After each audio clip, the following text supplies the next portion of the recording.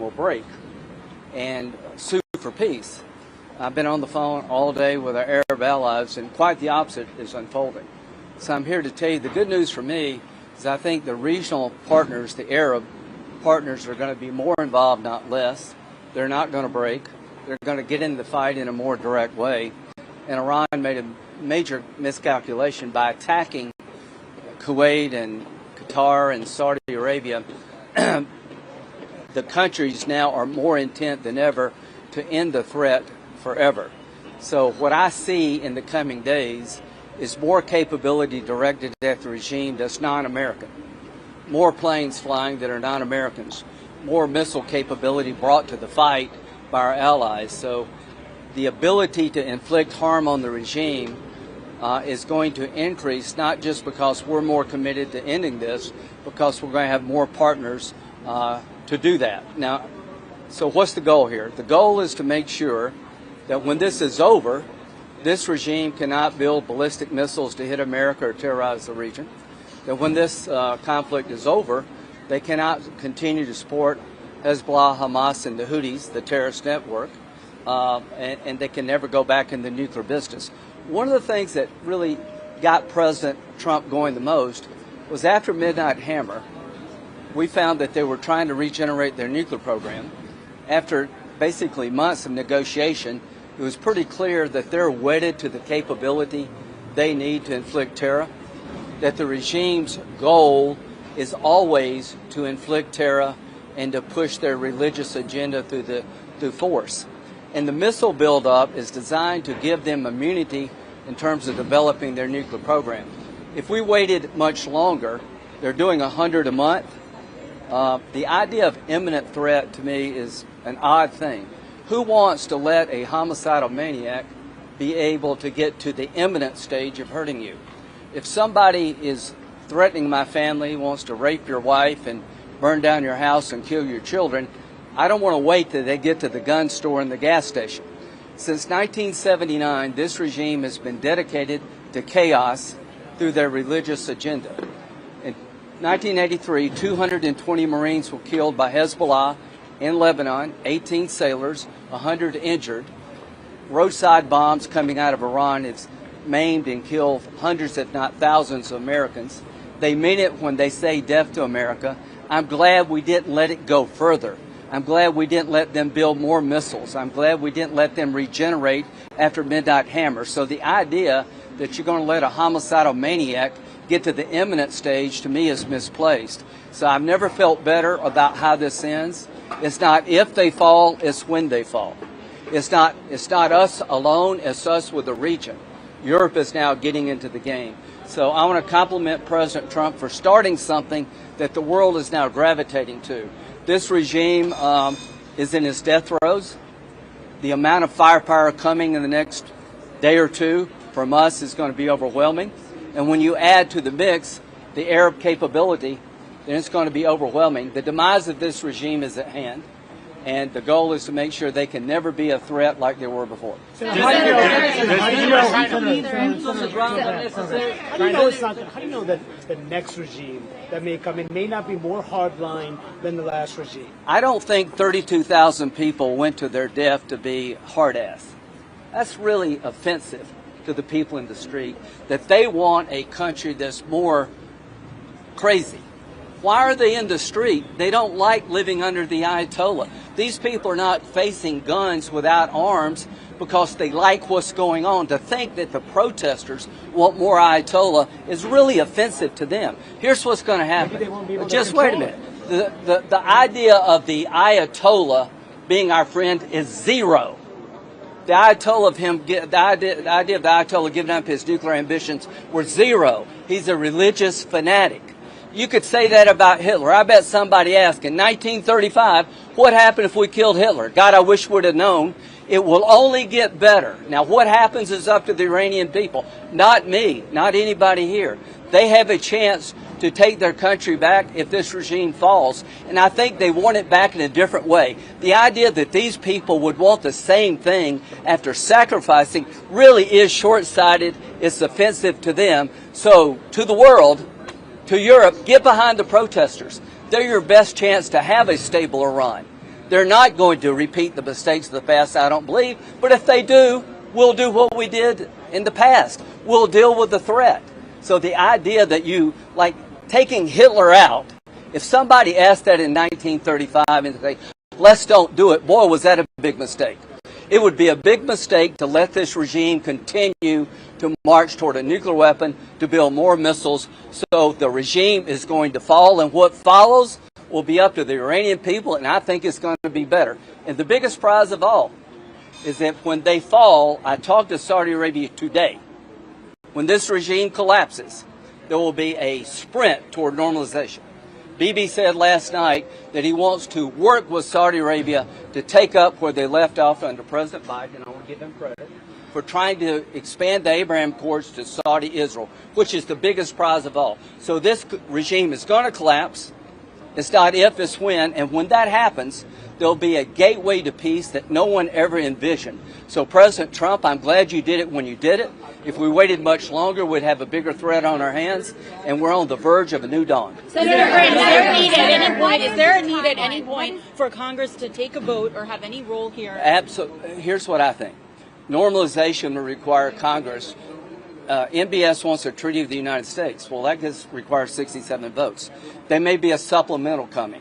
I think there will be a supplemental. We'll have to approve that. Now, let me tell you, I've been a military lawyer most of my adult life.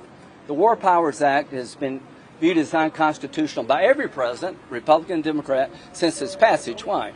Because it says after 60 days of combat operations, military operations, they must terminate unless Congress approves. You're shifting the power from the commander-in-chief to the Congress. If we don't like a military operation, we can cut off funding. But the War Powers Act is an unconstitutional shift of authority from the president, and it would create 535 commander-in-chiefs. It's going to fail tomorrow. Now, if you want to have a vote as to whether or not you approve this operation without a War Powers Act, that's fine with me. I don't mind people being on record as to whether or not they think this is a good idea. I do mind Congress becoming the commander-in-chief. Senator, it's critical after Benghazi, after the Afghanistan withdrawal. There are thousands of Americans stuck in the Middle East. Yeah. Do you think the administration is doing enough to make sure they get Yes, out? Marco's doing a good job. Here's who you contact to get out. We're trying to send flights in. You pay now or you pay later. If they get a nuclear weapon, they would use it. They keep trying no matter what we do. Why? Because they want a nuclear weapon to enact their agenda. They want to purify Islam. They want to destroy Saudi Arabian Sunni Islam and then replace it with Shia Islam. That's what they say, not what I say. They have been building ballistic missiles at a rate that is just stunning. They killed 32,000 plus of their people who've been protesting, and they support Hezbollah, Hamas, and the Houthis. One thing to President Trump, in case you're watching. In 1983, Ronald Reagan sent Marines and sailors to try to police and deal with the Lebanese civil war. They were at the end of the runway. Hezbollah attacked the Marine barracks, killed 220 Marines, 18 sailors, and wounded 100 others. Ronald Reagan, who I admire and love, withdrew and never did anything about it. So I'm calling on President Trump today. Join Israel to attack Hezbollah. Avenge the Marines. America never forgets. Those 220 Marines and 18 sailors' families, we want to go after the infrastructure that killed your loved ones. They're IRGC assets in Beirut as I speak. President Trump, come up with a new operation called Simplify. Fly with Israel and go after Hezbollah, who has American blood on its hands. Not only take the mothership of Iran down, also take the proxy of Hezbollah, settle the score, even the account. Senator, what is your best assessment of what the timeline looks like now? I feel that's a good question. And then also, how are we not going to be drawn into a larger ground operation? There is no reason right now to use troops, but if we need them, the goal is victory. Listen to this. Donald Trump is seeking victory against the Iranian regime. Who's going to win a war between the Iranian regime and the United States? We are. We're going to win this conflict. We have Arab partners today that we didn't have yesterday. So this is going to end with us winning and the Ayatollah's regime going down. What happens next is up to the Iranian people. So what I would tell the American people, pull for victory. hope that this works well. Pull for the idea the Iranian people can live without the Ayatollah, that they can be a new Iran emerges from the ashes of this regime. It would be a good thing for the world. At the end of the day, the region is committed to seeing it through. Iran is trying to break their will. It has backfired. So the timetable is shifted. I think the demise of the regime is far more likely to come quicker today than it was yesterday, because we have more partners today. Are we days, weeks? I don't know. You need to ask the military people. And, you know, in World War II, they didn't ask how long would it take.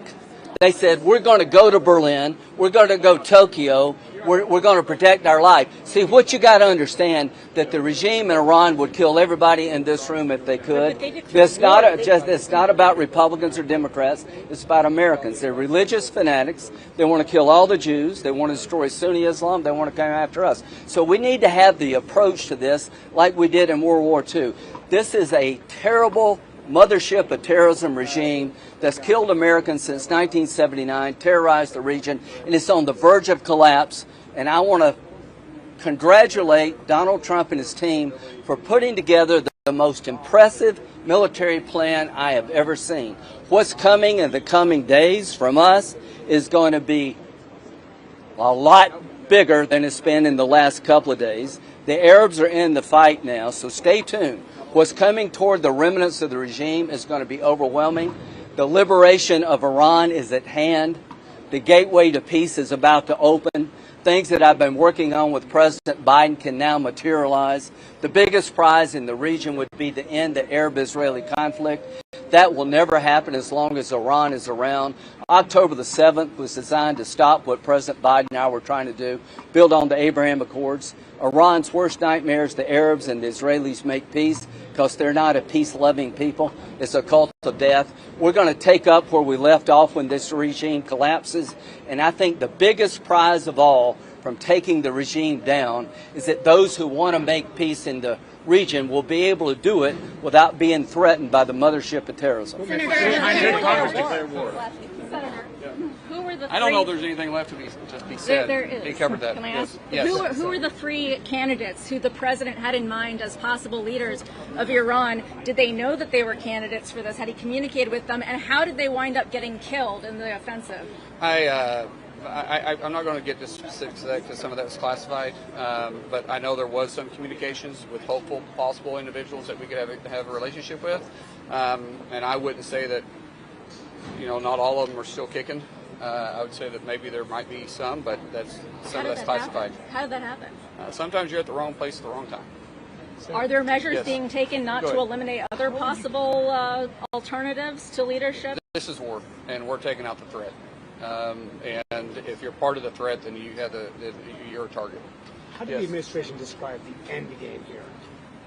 Well, I mean, I think they laid out a very precise of what the threat looks like, and we're going to continue to be in the fight until they can no longer threaten the United States like they have for 47 years. Keep in mind, 7 presidents has passed on this opportunity. This threat's been around since November of 1979 when Jimmy Carter was in office. They attacked us as late as, through their proxies or directly, as late as June of 2025.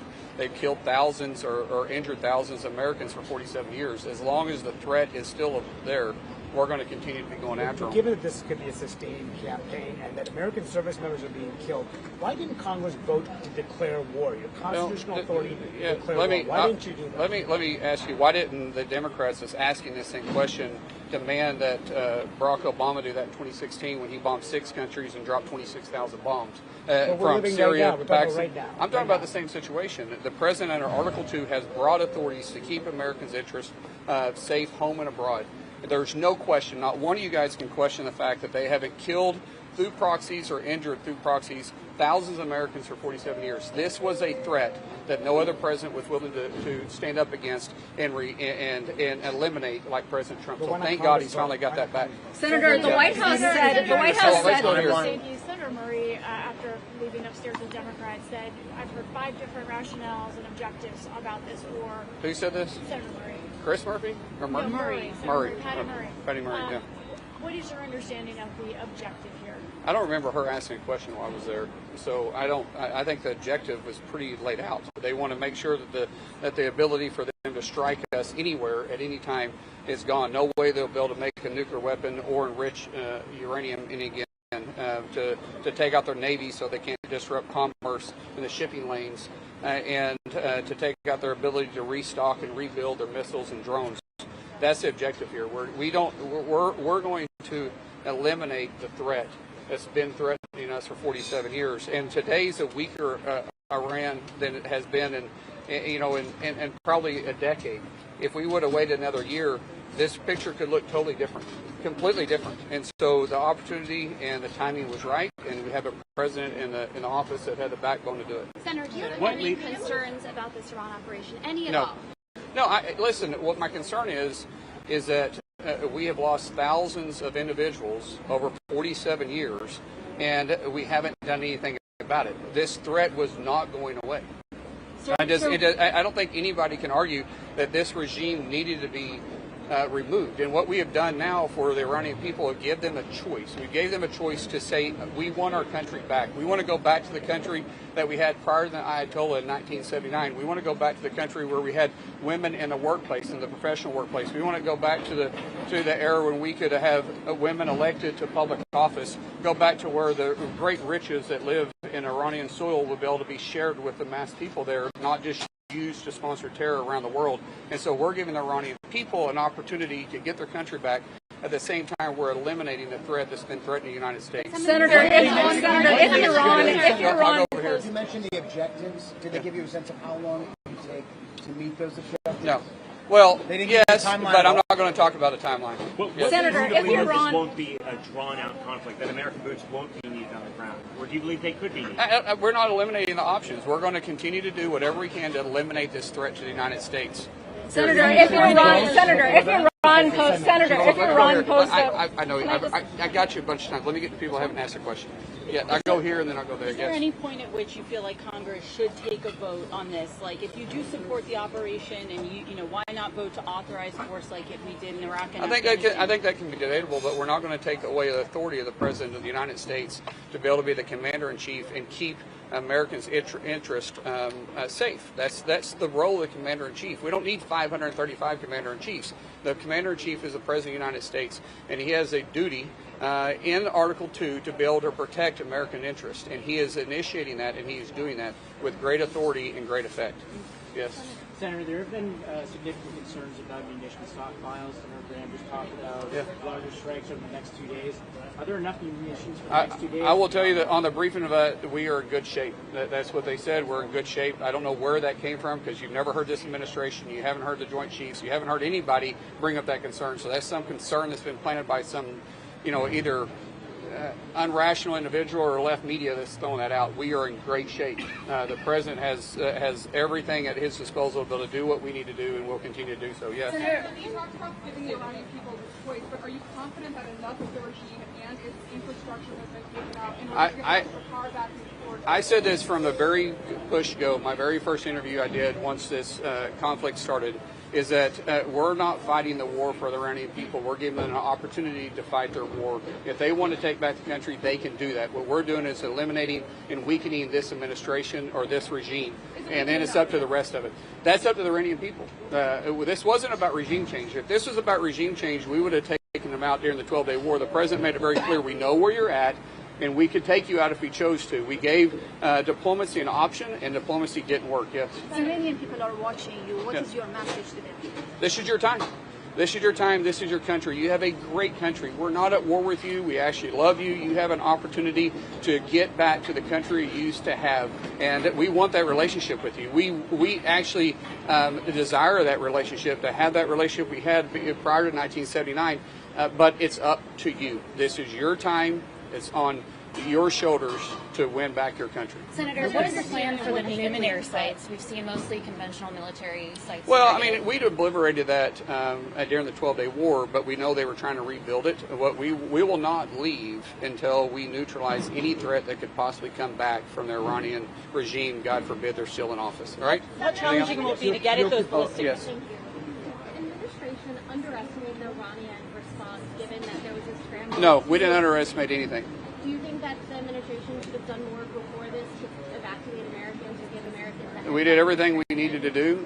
We were very strategic on understanding what their possibilities are and what their capabilities were, and we have completely overwhelmed it. We have complete air supremacy. We've taken over their ability to fight back. We knew that they had what they called the Nazar plan in place, where they had predetermined targets, which we call the death switch. Where they're continuing to shoot at targets that they have as long as the munitions are there. We've also seen that their capability to launch has greatly diminished because we've been going after what we'd call not all the arrows, but going after the archers.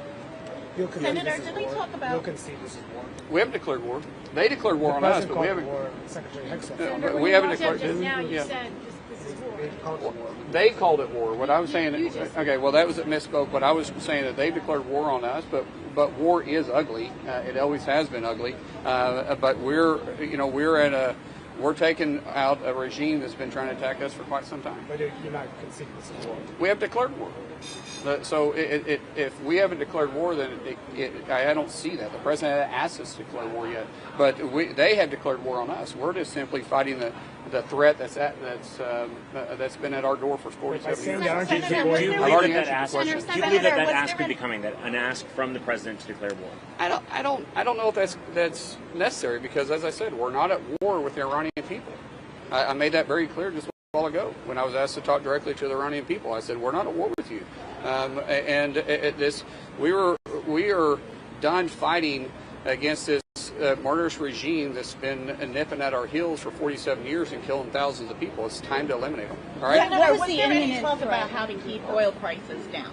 No, we didn't talk about any of the economic things. It was strictly on the conflict taking place. Senator, what's your understanding of what the imminent threat was that caused Trump to decide that he needed to launch this attack Well, preemptively? we've known the threat is going to be there. They've threatened us. It's not a matter of if, it's a matter of when. So you can choose a numerous amount of options. I think you heard Witkoff came out. I think there was some report that said that they that during the negotiations, and I saw this on public, so this wasn't discussed in there, that there was that they had enough nuclear weapons to enough nuclear enrichment to be able to load 11 weapons.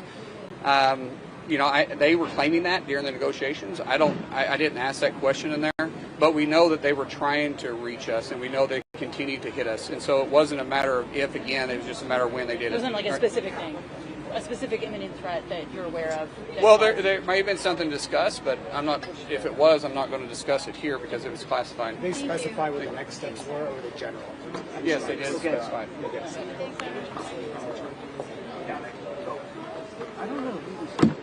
It's Booker. Do you want this out?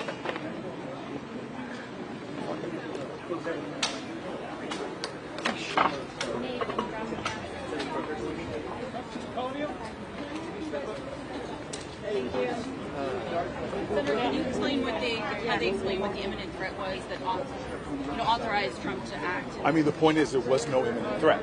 There clearly was no imminent threat. This was the president on one hand that said to the American people, I completely eviscerated their nuclear capabilities, and now he's saying that they did not. So that was the problem. We had a classified briefing that left me utterly astonished at the lack of information they provided to justify the hundreds of billions of dollars of cost and the human American lives that are being lost. All while we have a president that is literally cutting health care from millions of Americans and that is literally taking away programs for our veterans and programs for our children's school lunches. Sorry, just to clarify, because yesterday they came out of the Gang of Eight briefing and said that they made a case that Israel was going to act unilaterally, and so Trump had to act to protect our assets. This is the typical. Is that what they said? This is the typical Donald Trump. Is they jump around until they think they've found an explanation that could satisfy the most people. They have changed their justification for this time and time again, and we got nothing that even approached a justifiable reason for the president to commit an act of war by attacking another nation. There are times there are times when you go into a classified session and you walk out and you have a better understanding about the gravity of the situation and the rationale behind the military action.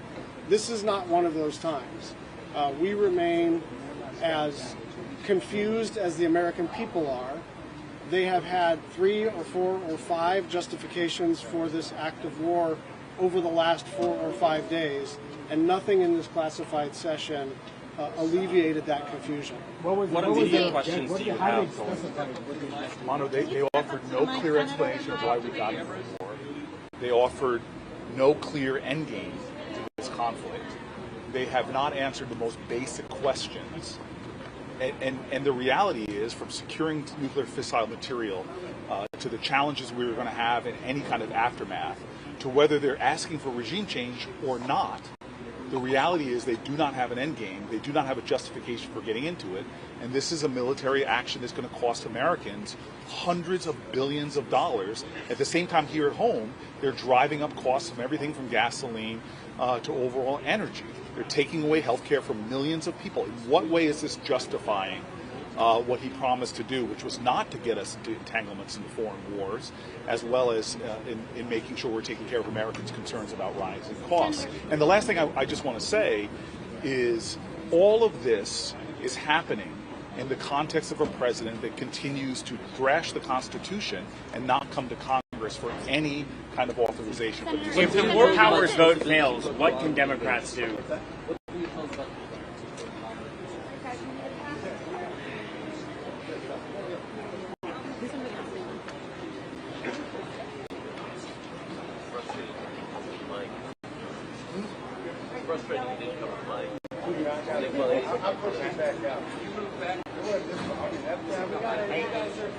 Try to overthrow me.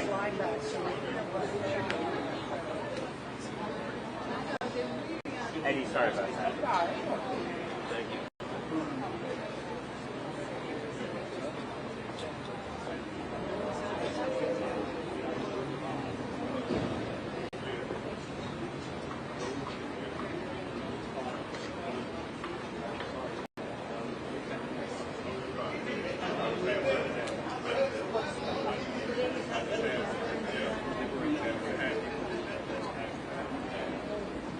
I don't really.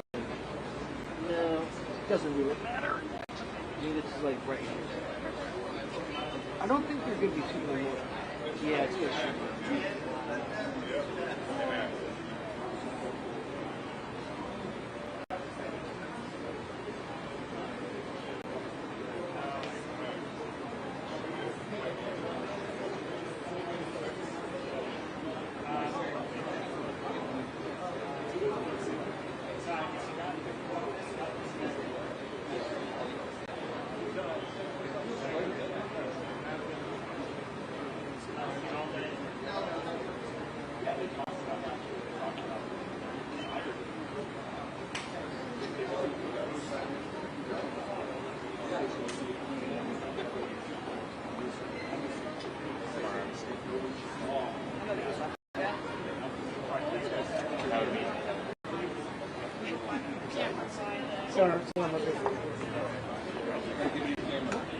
What do you say to Republicans who are saying that there's no need for any sort of authorization here?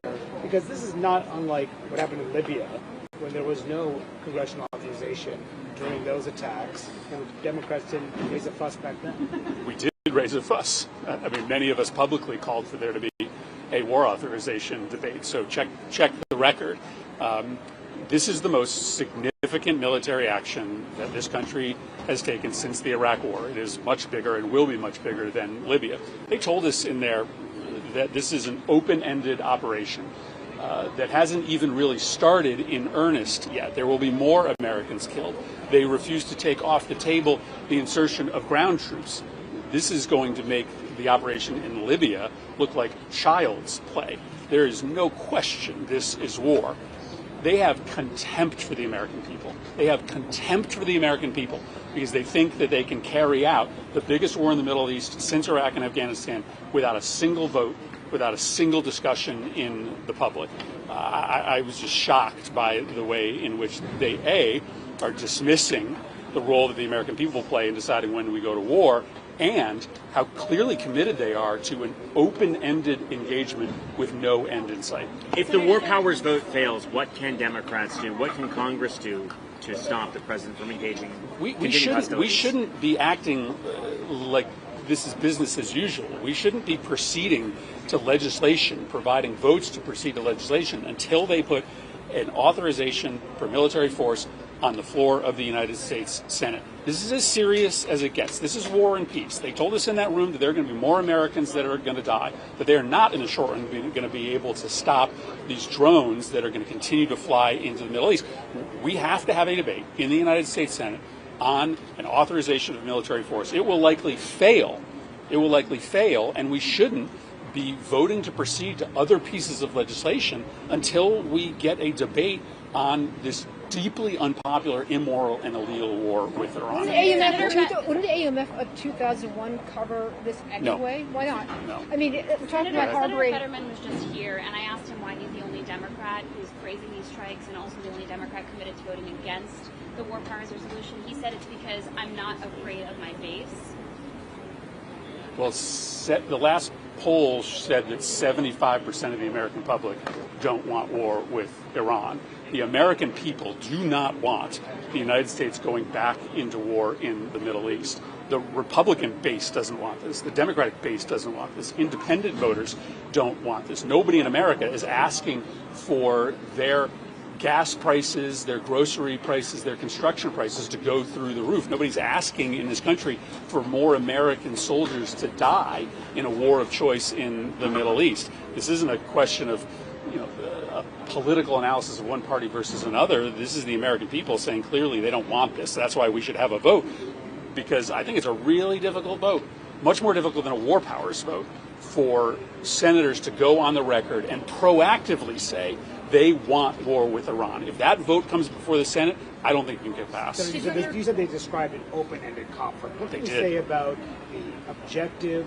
in terms of the end game? What the end game is? How much it will cost, and how much damage Americans will sustain in their assets overseas? I have no idea what the objective is, and I didn't get any additional clarity.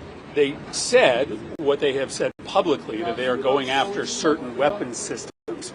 But if you don't remove the leadership and the same people stay in charge, they will just rebuild those destroyed weapons systems. The only alternative is to literally run constant overflights, constant bombing campaigns, which would bankrupt the United States and end up with a lot of Americans getting killed. There's no history of an air campaign only being able to accomplish the objectives that they are listing. All right, thanks, guys. Appreciate it.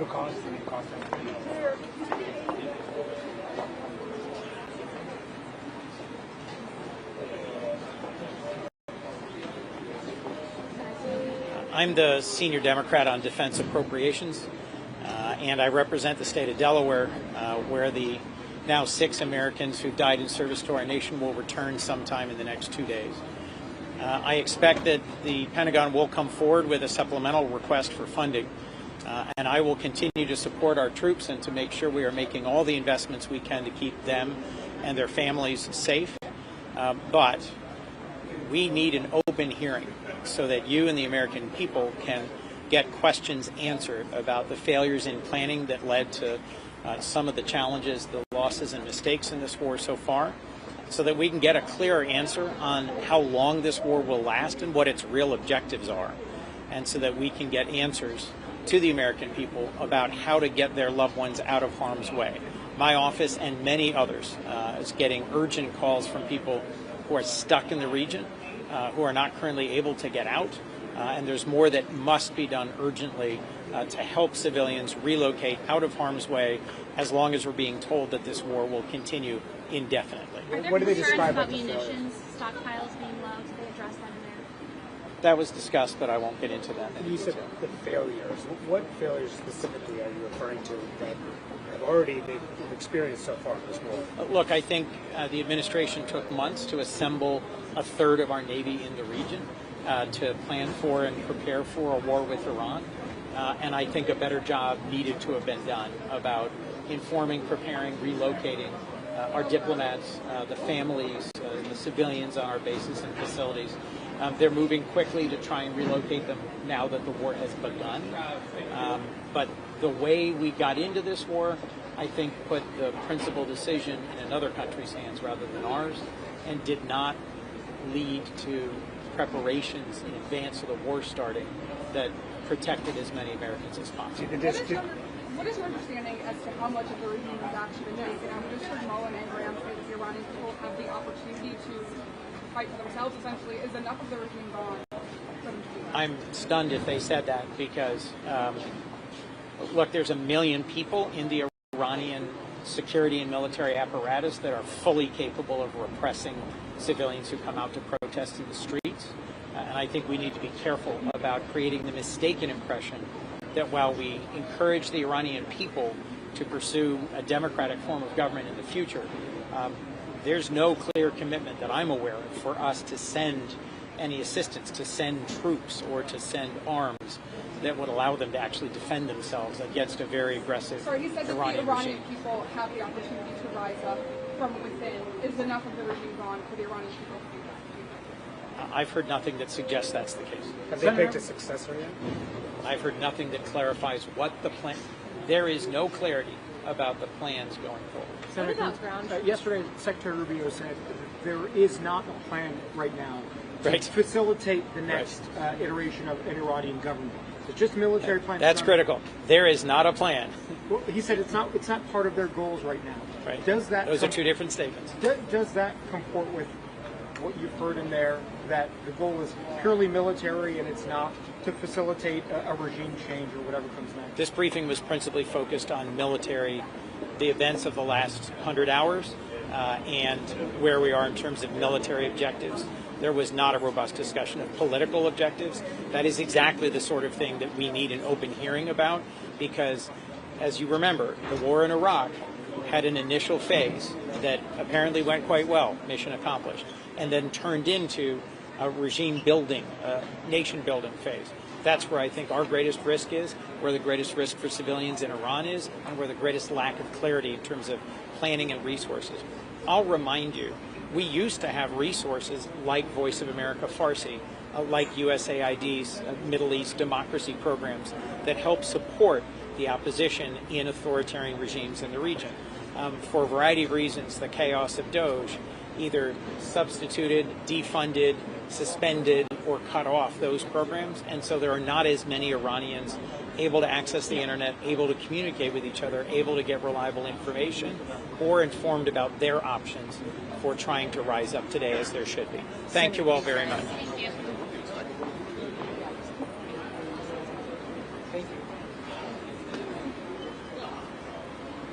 It's still coming out.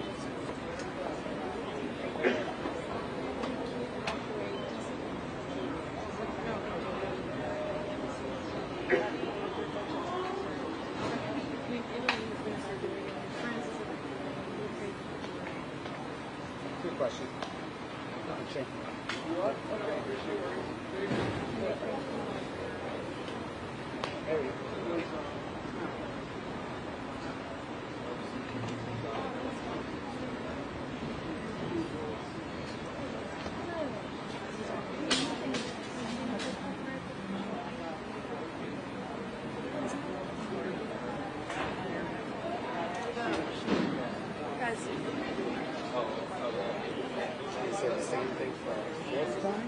Heads up, Schumer.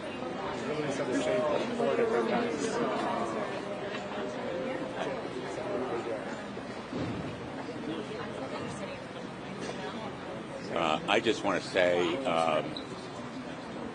I am more fearful than ever after this briefing that we may be putting boots on the ground and that troops from the United States may be necessary to accomplish objectives that the administration seems to have, but I also am no more clear on what the priorities are going to be of the administration going forward, whether it is destroying the nuclear capacity of Iran or simply the missiles or regime change or stopping terrorist activities. And I think the administration owes it to the American people to have briefings not just for members of Congress but for the American public. Nothing here should have been classified. It should be available to the American people. They described it. Marco Rubio said yesterday, he's trying to clean it up, that it was Israel that was about to attack Iran, which prompted the United States to act to prevent any sort of reciprocation from Iran. So is that the way they described it in here? I will give you my impression, which is that there is still no evidence, none, of an imminent threat that would justify an attack on Iran. No imminent threat to the United States has been set forth to me, but more important to the American people. But was it Israel's? I'm not going to go into the substance. I can't do this. Thank you. Once again, the answers are very unsatisfying. They have shifting goals, different goals all the time, different answers every day. And I am truly worried about mission creep. When there's no set plan, when you can't hear day after day, we're going to do this, this, this, and this, and these are the reasons why, you end up with an endless war, you end up with mission creep, you end up with all kinds of problems. And so the answers are not satisfying, and what's really needed is a public debate so the American people, who already are very much against this, can see what we have seen. Would you support a supplemental funding request for this war? Look, the bottom line is they haven't made the request yet. I'm not going to comment on it, but the bottom line is that before you can feel satisfied about a supplemental, and I haven't seen it, you have to know what the real goals are and what the end game is. How much will it cost, you know? No. Leader Schumer, do you think Israel, forced the U.S.'s hand here, boxed the U.S. in on this? Look, no one wants a nuclear war. No one wants a nuclear Israel, but we certainly don't want an endless war, plain and simple. What did I say? Nuclear Israel. Oh, no. Got it. Let me say that again. No one wants an endless war, but we certainly don't want a nuclear